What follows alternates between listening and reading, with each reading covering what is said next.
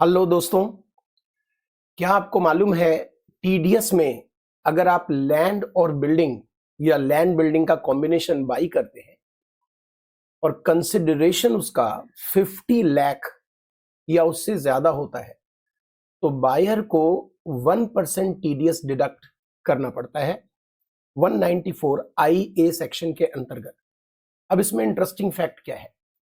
Interesting fact यह है कि अगर आपने लैंड बिल्डिंग बाई किया इवन बिलो 50 लाख, 50 टच नहीं हो रहा है, बिलो 50 लाख, लेकिन उस लैंड बिल्डिंग का जो स्टैंप ड्यूटी वैल्यू है जिसको हम सर्कल रेट भी बोलते हैं वो अगर 50 लाख या उससे ज्यादा है, भले ही आपने खरीदा हो बिलो 50 में, लेकिन सर्कल रेट या एसडीवी बोलते हैं वो अगर 50 लाख या उससे ज्यादा है तो आपको टीडीएस डिडक्ट करना पड़ेगा जी। तो जरूरी नहीं है कि आपकी जो बाइंग प्राइस है वो 50 होनी चाहिए, अगर वो 50 से बिलो भी है फिर भी टीडीएस की रिक्वायरमेंट आ सकती है।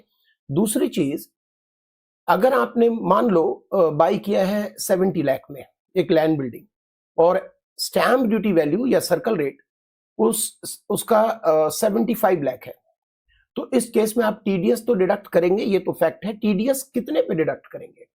लॉ कहता है विच एवर इज हायर पर, यानी 70 पे नहीं, 75 लाख पे आपको टीडीएस डिडक्ट करना पड़ेगा 1%। यहां पर कुछ चीजें और भी हैं जो इंटरेस्टिंग है, जैसे कि अगर आप सेलर नॉन रेजिडेंट है तो 194 IA में वो नहीं आएगा, दूसरे सेक्शन में टीडीएस की डिडक्टिबिलिटी आएगी, और अगर जो सेलर है वो रेजिडेंट है तभी 194 IA एप्लीकेबल होता है। ज्वाइंट ओनर के केस में कंफ्यूजन होता है लोगों को कि अगर आप ज्वाइंट ओनर हो, मकान के को ओनर हैं, तो क्या 50-50 लाख की सेपरेट लिमिट देखनी पड़ेगी? नहीं, यहां जो लिमिट एप्लीकेबल होती है वो लिमिट प्रॉपर्टी पर एप्लीकेबल है, यानी आपने जो प्रॉपर्टी बाई की है, जैसे यहां पर आपको दिख रहा है ये बायर है, इन्होंने प्रॉपर्टी बाई की है। अब ये प्रॉपर्टी कितने की बाई की है? 60 लाख।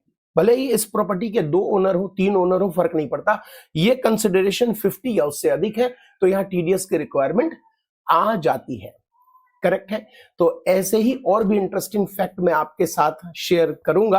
आप जुड़े रहिए और मिलते हैं फिर नेक्स्ट वीडियो में।